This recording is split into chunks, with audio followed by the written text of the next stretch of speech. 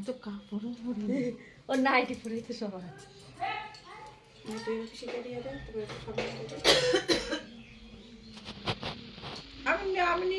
খেতে নিবি হবে তো শ্রাবণীকে দিয়ে দেবেন।